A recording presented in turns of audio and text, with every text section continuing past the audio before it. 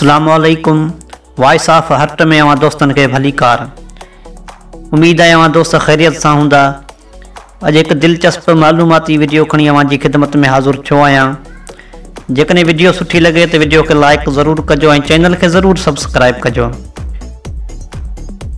ऐं बेल आइकन के बटन के भी ज़रूर प्रेस कजो जीअं त मुंहिंजी ईंदड़ वीडियो जो नोटिफिकेशन अवां खे पहुची सके। हाँ बिना टाइम वेस्ट कंदे हलूं था पंहिंजे अज जे मौजू की तरफ।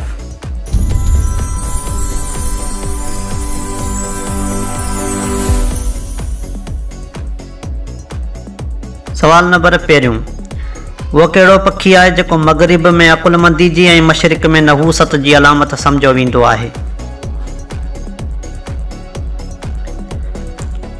उनजो जवाब है चिबरो। सवाल नंबर बो, कहिड़े जानवर के समुंड जो खिलाड़ी चयो वेंदो आहे? उनजो जवाब है डॉल्फिन। सवाल नंबर 2, वह कहिड़ी शइ आहे जंहिंजो नालो वठो उहा गायब थी वेंदी आहे?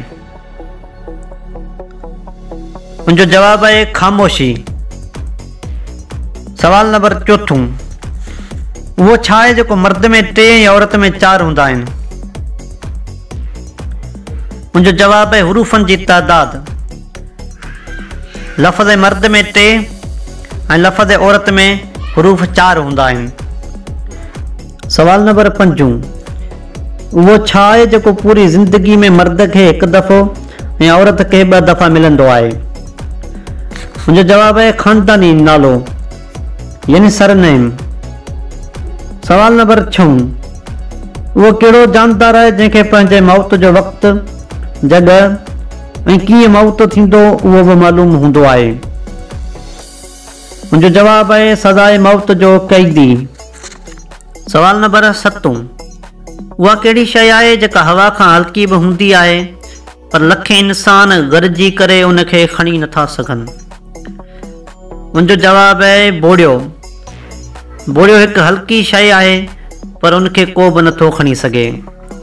सवाल नंबर 8, हलंदड़ पखे खे एक आंगुर सां कीअं रोके सघो था जॾहिं त तव्हांजी आंगुर बि ज़ख़्मी न थिए?